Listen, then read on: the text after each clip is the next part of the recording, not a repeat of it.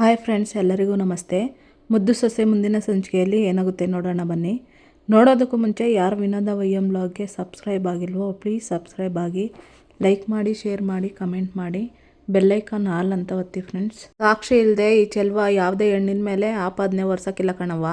ಸಾಕ್ಷಿ ಸಮೇತವಾಗಿ ಬಂದಿದ್ದೀನಿ ಅಂತಾರೆ ವಿದ್ಯಾವರಪ್ಪ. ನೀನೇನು ಮಸ್ಲತ್ ಮಾಡಿದ್ರು ಅದನ್ನ ಯಾರೂ ನಂಬಕ್ಕಿಲ್ಲ. ನೀನು ಅದೇನು ಸಾಕ್ಷಿ ಮಡಗಿದ್ಯಾ ತೋರಿಸು ಅಂತಾಳೆ ಸಾವಿತ್ರಿ. ಲೋಕಿ ಲೋಕಿ ಅಂತ ಕೂಗ್ತಾನೆ ವಿದ್ಯಾವರಪ್ಪ. ಅಲ್ಲಿಗೆ ಲೋಕಿ ಬರ್ತಾನೆ. ನೀನು ಅಂತ ಗೋವಿಂದ ಹೇಳ್ತಾನೆ. ಇವನೇಯ ಚಿಕ್ಕ ಬಿಗ್ರೆ ಫೋನ್ ಕೊಟ್ಟವನು, ಸತ್ಯ ಏನೋ, ಆ ಫೋನ್ ಮಾಡಿದವ್ರು ಯಾರೋ ಅಂತ ಎಲ್ಲನೂ ಇವನೇನೇ ಹೇಳ್ತಾನೆ, ಹೇಳಿ ಅಂತ ವಿದ್ಯಾವರಪ್ಪ ಹೇಳ್ತಾರೆ. ಇಲ್ಲ, ಇವ್ನು ಯಾರೋ ಅಂತಾನೆ ನನ್ಗೆ ಗೊತ್ತಿಲ್ಲ, ಇವನ್ ಮಾತನ್ನ ಯಾರೋ ನಂಬೇಡಿ ಅಂತಾಳೆ ವಿನಂತಿ. ಇದ್ಯಾಕವ್ವ ಹಿಂಗ ದಿಗ್ಲು ಬೀಳ್ತಾ ಇದ್ದಿ, ಹೊಸಿ ಸಮಾಧಾನವಾಗಿರು, ಗೊತ್ತೋ ಗೊತ್ತಿಲ್ಲೋ ಅಂತ ಅವನೇ ಬಾಯ್ ಬಿಡ್ತಾನೆ ಅಂತ ವಿದ್ಯಾವರಪ್ಪ ಹೇಳ್ತಾರೆ. ಏಯ್, ಸತ್ಯ ಹೇಳ್ತೀನಿ ಅಂತ ಬಂದು ನಮ್ಮ ಮಟ್ಟಿಗೆ ಬಂದು ಸುಳ್ಳು ಬೊಗಳ್ಬಿಟ್ಟು ಹೋಗಿದ್ದೆ, ಇವತ್ತು ಹಂಗೆ ಸುಳ್ಳು ಹೇಳಕ್ಕೆ ಬಂದಿಲ್ಲ ತಾನೇ ಅಂತ ಗೋವಿಂದೇಗೌಡರು ಕೇಳ್ತಾರೆ. ಇಲ್ಲ ಗೌಡ್ರೆ, ನಾನು ಮಾಡಿರೋ ಪಾಪಕ್ಕೆ ಪ್ರಾಯಶ್ಚಿತ್ತ ಮಾಡ್ಕೊಳ್ಳೋಣ ಅಂತ ಇಲ್ಲಿ ಗಂಟ ಬಂದೀವ್ನಿ, ಇವತ್ತು ಸತ್ಯ ಹೇಳ್ಬಿಡ್ತೀನಿ. ಗೌಡ್ರ ಮದುವೆ ದಿನ ಅಂತ ಹೇಳಿ ವಿನಂತಿ ಇಸ್ಕೊಂಡು ಫೋನ್ ಮಾಡಿದ್ದನ್ನು ಎಲ್ಲ ಹೇಳ್ತಿರ್ತಾನೆ ಲೋಕಿ. ಏ ಲೋಕಿ, ನಿಂತವ ಎಷ್ಟು ಕಿತ್ಲ ಕೇಳಿದ್ದು ಅವತ್ತು, ಯಾಕ್ಲ ಬಾಯ್ ಬಿಡ್ದೆ ಹೋದೆ ಅಂತ ಭದ್ರ ಕೇಳ್ತಾನೆ. ನನ್ನ ಕ್ಷಮಿಸ್ಬಿಡಿ ಚಿಕ್ಕಗೌಡ್ರೆ, ನಮ್ಮ ಅಕ್ಕನಿಗೆ ಆಪ್ರೇಷನ್ ಮಾಡಿಸೋದಕ್ಕೆ ದುಡ್ಡು ಬೇಕಾಗಿತ್ತು, ಇದನ್ನೇ ಬಂಡವಾಳ ಮಾಡಿಕೊಂಡು ಇವ್ರಿಗೆ ಎದುರಿಸ್ತಾ ದುಡ್ಡು ಕೇಳ್ತಾ ಹೋದೆ. ಇವರುವೇ ಎದ್ರುಕೊಂಡು ಈ ವಿಷಯ ನಿಮ್ಮ ಗಂಟ ಬರಬಾರ್ದು ಅಂತ ಲಕ್ಷಾಂತರ ರೂಪಾಯಿ ದುಡ್ಡು ಕೊಟ್ಟವ್ರೆ ನನಗೆ ಅಂತ ಲೋಕಿ ಹೇಳ್ತಾನೆ. ಹಾ ಈಟೇನ ಹೇಳ್ಕೊಟ್ಟಿರೋದು, ಅಥವಾ ಇನ್ನೂ ಏನಾದರೂ ಬಿಟ್ಟವ್ರ? ನೋಡಿದ್ರಾ ಎಷ್ಟು ಚೆನ್ನಾಗಿ ತರಬೇತಿ ಕೊಟ್ಟು ಕರ್ಕೊಬಂದವ್ರೆ ಅಂತ. ಮೆಚ್ಚದೆ ಕಣ್ಲ ನಿನ್ನ. ಅವತ್ತು ಬಂದು ನಮ್ಮ ಅಣ್ಣನ ಮುಂದೆ ಭವಾನಿ ಫೋನ್ ಮಾಡವಳೆ ಅಂತ ಹೇಳ್ದೆ, ಈಗ ಬಂದು ನಮ್ಮ ಮಗಳ ಹೆಸ್ರು ಹೇಳ್ತಾ ಇದೀಯಾ? ಹಿಂಗೆ ಹೇಳೋಕ್ಕೆ ಅದೆಷ್ಟು ದುಡ್ಡು ಇಸ್ಕೊಂಡಿದೀಯಾ ಅಂತ ಸಾವಿತ್ರಿ ಕೇಳ್ತಾಳೆ. ಇಲ್ಲ ಅಕ್ಕಯ್ಯ, ನಾನು ದುಡ್ಡು ಬೇಕು ಅಂತ ಸುಳ್ಳು ಹೇಳ್ತಾ ಇಲ್ಲ. ಇಷ್ಟು ದಿವಸ ಪಾಪದ ದುಡ್ಡು ತಿಂದು ಇನ್ನೊಂದು ಹೆಣ್ಮಗಿಗೆ ಅನ್ಯಾಯ ಮಾಡಿಬಿಟ್ನಲ್ಲ ಅಂತ ಕಾರಣಕ್ಕೋಸ್ಕರ ಇಲ್ಲಿ ಗಂಟ ಬಂದೀವ್ನಿ. ಇಲ್ಲಿ ಗಂಟ ನಾನು ಹೇಳಿದ್ದೆಲ್ಲ ಸುಳ್ಳು, ಇವತ್ತು ನಿಜ ಹೇಳ್ತೀವ್ನಿ. ಪೊಲೀಸರಿಗೆ ಫೋನ್ ಮಾಡಿದ್ದು ವಿನಂತಿನೇಯ, ಇದೇ ಸತ್ಯ ಅಂತ ಯಾವುದೇವ್ರ ಮೇಲೆ ಬೇಕಾದರೂ ಪ್ರಮಾಣ ಮಾಡಿ ಹೇಳ್ತೀನಿ ಅಂತಾನೆ ಲೋಕಿ. ಲೇ, ಇನ್ನೊಂಕಿತ ನನ್ನ ಮಗಳ ಹೆಸ್ರು ಹೇಳಿದ್ರೆ ಗ್ರಾಚಾರ ಬಿಡಿಸ್ಬಿಡ್ತೀನಿ. ಏಯ್, ಸಗಣಿ ತಿನ್ನೋನ್ಗೆ ಆಣೆ ಪ್ರಮಾಣ ಬೇರೆ ಕೇಡು. ನೀನು ಅಂಥ ಸತ್ಯವಂತನೇ ಆಗಿದ್ರೆ ಆವತ್ತೇ ಸತ್ಯ ಹೇಳ್ತಿದ್ದೆ. ಅದು ಬಿಟ್ಟು ಭವಾನಿ ಹೆಸ್ರು ಹೇಳ್ಬಿಟ್ಟು ಆಮೇಲೆ ಭದ್ರನ್ಗೆ ಎದುರ್ಕೊಂಡು ಮಡ್ಚಾಕ್ತೀಯ ಅಂತ ಅಂದ್ಕೊಂಡಿರಲಿಲ್ಲ. ಹಂಗೆ ನನ್ನ ಮಗಳು ಮದುವೆ ನಿಲ್ಸೋದಕ್ಕೆ ಸುಳ್ಳು ಹೇಳ್ತಾ ಇಲ್ಲ ಅಂತ ಏನು ಗ್ಯಾರಂಟಿ? ಅಣ್ಣ ಇವನೊಂಥರ ನಸ್ಕುನ್ನಿಕಾಯಿ ಇದ್ದಂಗೆ, ಎಲ್ಲಿ ಲಾಭ ಇರುತ್ತೋ ಅಲ್ಲಿ ನುಗ್ಗೊಂಡು ಹೊರಟೋತಾನೆ. ಇವರೆಲ್ಲರೂ ಸೇರಿ ದುಡ್ಡು ಕಾಸು ಕೊಟ್ಟು ಸಾಕ್ಷಿ ಸೃಷ್ಟಿ ಮಾಡವ್ರೆ, ಇವ್ರನ್ನ ಯಾರನ್ನೂ ನಂಬೇಡ ಅಂತ ಸಾವಿತ್ರಿ ಹೇಳ್ತಾಳೆ. ಅಕ್ಕಯ್ಯ, ನೀನು ಸುಮ್ಕೆ ತಪ್ಪಿಸ್ಕೊಳಕ್ಕೆ ಏನೇನೋ ಹೇಳ್ಬೇಡ, ವಿನಂತಿನಯ್ಯ ಫೋನ್ ಮಾಡಿದ್ದು ಅಂತ ಲೋಕಿ ಹೇಳ್ತಾನೆ. ಮಾಡಿದ್ಲು ಅಂದ್ಬಿಟ್ರೆ ನಂಬೋರು ಯಾರೋ, ಅದಕ್ಕೇನು ಸಾಕ್ಷಿ ಇದ್ದಾತೋ ಅಂತ ಸಾವಿತ್ರಿ ಹೇಳ್ತಾಳೆ. ನೀನು ಹಿಂಗೆ ಕೇಳ್ತೀಯ ಅಂತ ನನಗೆ ಗೊತ್ತಿತ್ತು ಅಕ್ಕಯ್ಯ, ಅದಕ್ಕೆ ಸಾಕ್ಷಿ ಸಮೇತ ಬಂದೀವ್ನಿ. ಗೌಡ್ರೆ, ಇವ್ರು ತವ ದುಡ್ಡು ಕೇಳ್ದವಾಗೆಲ್ಲ ಕೊಟ್ಟವ್ರೆ, ಯಾವಾಗನ್ನ ದುಡ್ಡಿಲ್ದಿದ್ದವಾಗ ಒಡವೆ ಕೂಡ ಕೊಟ್ಟವ್ರೆ, ಅದರೊಳಗೆ ಒಂದು ಒಡವೆನ ತಂದಿದ್ದೀನಿ, ಇದು ನಿಮ್ಮ ಮಟ್ಟಿದು ಅಲ್ವೋ ಅಂತ ನೋಡ್ಬಿಟ್ಟು ಹೇಳಿ ಅಂತ ಲೋಕಿ ಹೇಳಿ ಒಡವೆ ತಗೊಂಡು ಕೊಡ್ತಾನೆ. ನೆನ್ಸ್ಕೊಂತಿರ್ತಾಳೆ ವಿನಂತಿ ಕೊಟ್ಟಿದ್ದನ್ನ. ಇತ್ತ ಮನೆಯವರೆಲ್ಲರೂ ಶಾಕ್ ಆಗ್ತಾರೆ ಒಡವೆ ನೋಡಿ. ಇತ್ತ ಚಿತ್ರ ಸ್ನಾನಕ್ಕೆ ಹೋಗೋಕೆ ಮುಂಚೆ ನೆಕ್ಲೆಸ್ ಬಿಚ್ಚಿ ಡ್ರೆಸ್ಸಿಂಗ್ ಟೇಬಲ್ ಮೇಲೆ ಮಡಗಿದ್ದೆ, ಈಗ ಕಾಣಿಸ್ತಾ ಇಲ್ಲ ಅಂತ ಹೇಳ್ತಿರ್ತಾಳೆ ಈಶ್ವರಿ ಕೂಡ. ನನಗೆ ಯಾಕೋ ಆ ವಿದ್ದಿನ ಮೇಲೆ ಅನುಮಾನ ಕಾಣತ್ತೆ ಅಂತ ಅಂತಿರ್ತಾಳೆ ವಿನಂತಿ. ಇದನ್ನ ನೆನ್ಸ್ಕೊಂತಿರ್ತಾಳೆ ಚಿತ್ರ. ಒಡವೆನ ನೋಡಿ ನಂದು ಅಂತ ಈಶ್ವರಿಗೆ ಹೇಳ್ತಿರ್ತಾಳೆ. ಮಾತಾಡದೆ ಕೈ ಸನ್ನೆ ಮಾಡಿ ಚಿತ್ರ. ಒಂದು ನಿಮಿಷ ಕೊಡಿ ಇಲ್ಲಿ ಅಂತ ಅಂದ್ಬಿಟ್ಟು, ಅವ್ವ ಇದು ನಂದೇ ಕಣವ್ವ, ದೊಡ್ಡಪ್ಪ ಇದೇ ನೆಕ್ಲೆಸ್ ದೊಡ್ಡಪ್ಪ, ಇದು ಕಳೆದೋಯ್ತು ಅಂತ ಚಂಪನ ಮೇಲೆ ಆರೋಪ ಹೊರಿಸಿದ್ರಲ್ಲ, ಇದೇ ಅದು ಅಂತ ಚಿತ್ರ ಶಿವರಾಮೇಗೌಡ್ರಿಗೆ ಹೇಳ್ತಿರ್ತಾಳೆ. ಶಿವರಾಮೇಗೌಡರು ನೆನ್ಸ್ಕೊಂತಿರ್ತಾರೆ ಹಿಂದಿಂದೆಲ್ಲ, ವಿನಂತಿ ಮಾತಾಡಿರೋದನ್ನೆಲ್ಲ ನೆನ್ಸ್ಕೊಂತಿರ್ತಾರೆ ಶಿವರಾಮೇಗೌಡರು. ಹ್ಞೂ ರೀ, ಹಟ್ಟಿ ಒಳಗೆ ಸುಮ್ಕೆ ಗಲಾಟೆ ಬೇಡ ಅಂತ ಸಿಕ್ತು ಅಂತ ನಾನೇ ಸುಳ್ಳು ಹೇಳ್ದೆ ಅಂತ ಮೋಹನ ಹೇಳ್ತಾಳೆ. ಪರವಾಗಿಲ್ಲ ಅತ್ಗೆ, ನೀನು ಬೋಸ್ ಅಂದಾಗ ನಾಟಕ ಮಾಡೋದೇ ಕಲ್ತ್ಬಿಟ್ಟಿದ್ಯಾ. ನೋಡ್ದೇನಣ್ಣ, ನಾನು ಸಾಕ್ಷಿ ಕೇಳ್ತೀನಿ ಅಂತ ಚಿನ್ನದ ನೆಕ್ಲೆಸ್ನ ಇವನ್ ಕೈಯಲ್ಲಿ ಕೊಟ್ಟು ಕರ್ಕೊಬಂದವ್ರಲ್ಲ, ಇಂಥ ಸುಳ್ಳುಗಾರನ ಮೋಸಗಾರನ ಅದು ಹೆಂಗೆ ನಂಬ್ತೀಯ? ಇದನ್ನ ಇವನಿಗೆ ನನ್ನ ಮಗಳೇ ಕೊಟ್ಟವಳೆ ಅನ್ನೋದಕ್ಕೆ ಏನು ಸಾಕ್ಷಿ ಐತೆ ಅಂತೀನಿ ಅಂತ ಸಾವಿತ್ರಿ ಕೇಳ್ತಾಳೆ. ಅಕ್ಕಯ್ಯ, ನಾನು ಯಾಕೆ ಸುಳ್ಳು ಹೇಳಿ ಅಂತಾನೆ ಲೋಕಿ. ಲೇ, ಕೊಟ್ಟಿದ್ರೆ ನಾವ್ಯಾಕೆ ಸುಳ್ಳು ಹೇಳ್ತಾ ಇದ್ವೋ, ನೋಡೋಣ ಹೆಂಗೆ ತಬ್ಬಿಬ್ಬಾಗವನೆ, ಬೇರೆ ಸಾಕ್ಷಿ ಇದ್ರೆ ಕೇಳು, ಅದ್ಬಿಟ್ಟು ಇವೆಲ್ಲ ನಂಬಕ್ಕಿಲ್ಲ ನಾವು ಅಂತಾಳೆ ಸಾವಿತ್ರಿ. ಇದನ್ನ ನಿನ್ನ ಮಗಳೇ ಕೊಟ್ಟವಳೆ ಅಂತ ಸಾಕ್ಷಿ ಇಲ್ಲದೆ ಇರ್ಬೋದು, ಆದರೆ ಬೇರೆ ಸಾಕ್ಷಿ ಮಡ್ಗಿವ್ನಿ, ಇದನ್ನ ತಂಗ್ಯವ್ವ ಕೊಟ್ಟಿಲ್ಲ ಅಂತಾನೆ ಮಡ್ಕೊಳ್ಳಿ, ಆದರೆ ನನ್ನ ಅಕೌಂಟ್ಗೆ ಕೇಳ್ದವಾಗೆಲ್ಲ ದುಡ್ಡು ಯಾಕೆ ಹಾಕಿದ್ಲು, ಸಾಕ್ಷಿ ಇದ್ರೊಳಗೆ ಐತೆ ಅಂತ ಫೋನ್ ತೆಗಿತಾನೆ ಲೋಕಿ. ವಿನಂತಿ ಎಷ್ಟು ಕಿತ ಆನ್ಲೈನಲ್ಲಿ ದುಡ್ಡು ಕಳ್ಸೋಳು ಅಂತ ಇದರಲ್ಲಿ ಐತೆ, ತಗೊಳ್ಳಿ ಗೌಡ್ರೆ ನೋಡಿ ಅಂತ ಫೋನ್ ಕೊಡ್ತಾನೆ ಲೋಕಿ. ಫೋನ್ ಇಸ್ಕೊಂಡು ಗೋವಿಂದೇಗೌಡರು ಚೆಕ್ ಮಾಡ್ತಾರೆ. ಗೋವಿಂದ ಅಂತಾರೆ ಶಿವರಾಮೇಗೌಡರು. ಹ್ಞೂ ಅಣ್ಣ ಏಟೊಂದು ದುಡ್ಡು ಹೋಗೋದೆ ಅಂತ ಗೋವಿಂದೇಗೌಡರು ಹೇಳ್ತಾರೆ. ಅದ್ಯಾರೋ ಅರ್ಜೆಂಟಾಗಿ ದುಡ್ಡು ಕೊಟ್ಟು ನನ್ನ ಅಕೌಂಟ್ನಿಂದ ಹಾಕ್ಕೊಡ್ಬೇಕು ಅಂತ ಹೇಳಿದ್ರು. ಅದಕ್ಕೆ ಹಾಕ್ಕೊಟ್ಟೆ ಅಷ್ಟೇಯ. ಇವ್ನು ಯಾರು ಅಂತಾನೆ ನಂಗೆ ಗೊತ್ತಿಲ್ಲ ಅಂತ ವಿನಂತಿ ಹೇಳ್ತಾಳೆ. ಹೇಳಿದ್ರಾ ಇವ್ನು ಯಾರು ಅಂತ ಗೊತ್ತಿಲ್ಲ ಮೇಕೆ ನನ್ನ ಮಗಳು ಏನಕ್ಕೆ ಇವನ್ಗೆ ದುಡ್ಡು ಕೊಟ್ಟಾಳು? ಯಾರೋ ಪಾಪ ಕಷ್ಟದಲ್ಲಿ ಇದ್ದಾರೆ ಅಂತ ಸಹಾಯ ಮಾಡಿರ್ತಾಳೆ. ತೆಪ್ಪ ಹಂಗಾದ್ರೆ ಅಂತ ಸಾವಿತ್ರಿ ಕೇಳ್ತಾಳೆ. ಒಡವೆನ ನೀವು ಕೊಟ್ಟಿಲ್ಲ ಅಂತ ಒಪ್ಕೊಳ್ಳೋಣ, ಹಂಗೆ ದುಡ್ಡು ಯಾರೋ ಹಾಕ್ಸವ್ರೆ ಅಂತ ಒಪ್ಕೊಬಿಡೋಣ. ಇದುವರೆಗೂ ನನ್ನ ಫೋನ್ನಲ್ಲಿ ನನ್ನ ತವ ಮಾತಾಡೋರಲ್ಲ ಅದು ನೀವಲ್ಲ ಅಂತ ಹೇಳಿರೆ ಅಂತ ಲೋಕಿ ಹೇಳ್ತಾನೆ. ಏನ್ಲ ಹೇಳ್ತಾ ಇದ್ದಿ ಅಂತ ಗೋವಿಂದೇಗೌಡರು ಕೇಳ್ತಾರೆ. ಹೌದು ಗೌಡ್ರೆ, ಮೊದಲನೇ ಕಿತ ಫೋನ್ ಮಾಡ್ದವಾಗ ಎಲ್ಲ ಎದುರ್ಸಕ್ಕಂತ 8 ಕಿತ ಫೋನ್ ಮಾಡಿದ್ದೀನಿ ಇವ್ರಿಗೆ. ಆ ಫೋನ್ ರೆಕಾರ್ಡ್ ಎಲ್ಲ ಅದರಲ್ಲವೇ.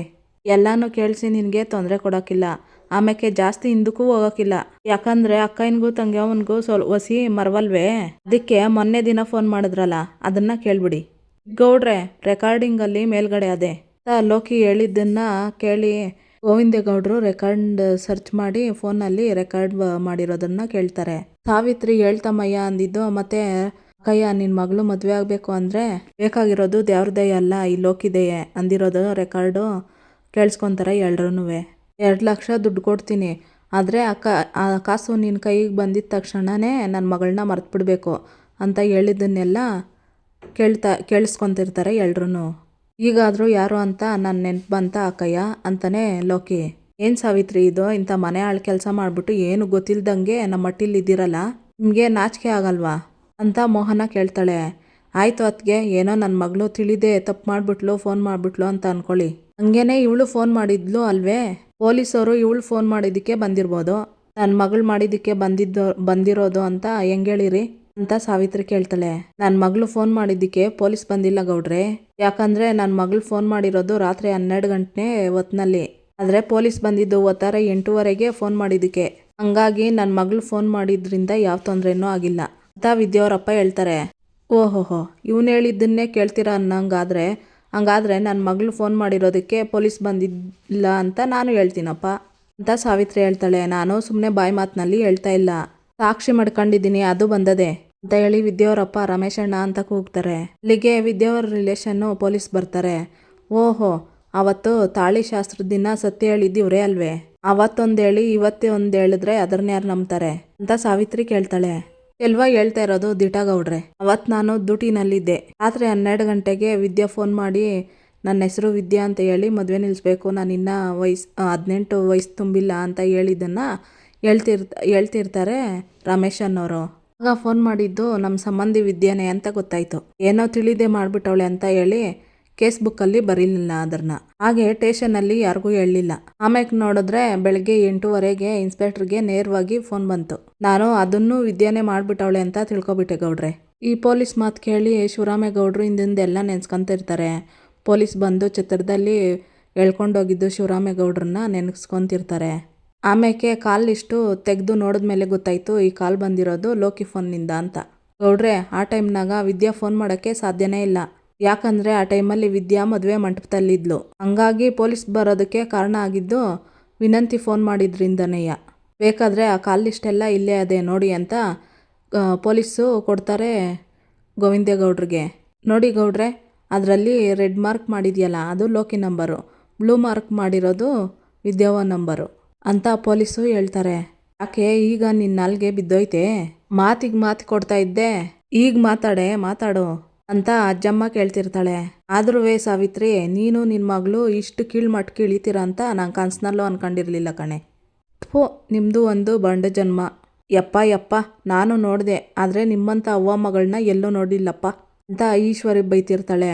ಸಾವಿತ್ರಿ, ನಾವೇನು ನಿಮಗೆ ಕಮ್ಮಿ ಮಾಡಿದ್ವು ಅಂತ ಇಂಥ ಕೆಲಸ ಮಾಡಿದ್ರಿ.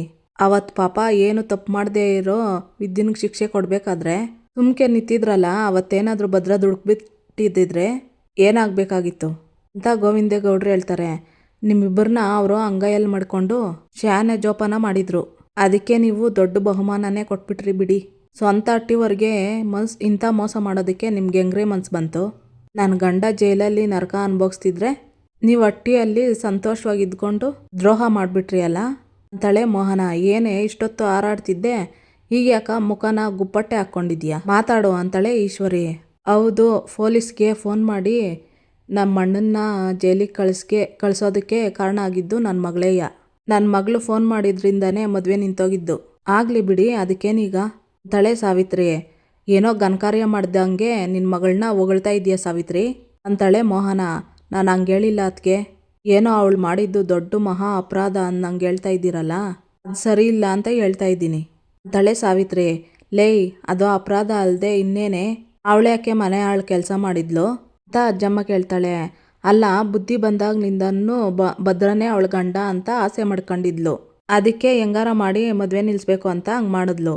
ಅದ್ಬಿಟ್ಟು ಅವಳೇನು ಅಣ್ಣನ್ನ ಜೈಲಿಗೆ ಕಳಿಸ್ಬೇಕು ಅಂತ ಮಾಡಿದ್ಲೇ? ನಮ್ಮ ಅಣ್ಣ ಅಂದರೆ ಅವಳಿಗೆ ಪ್ರಾಣ. ಅವನ ತೋಳಲ್ಲಿ ಬೆಳೆದವಳು. ಅವನಿಗೆ ನೋವು ಕೊಟ್ಟಾಳೆ.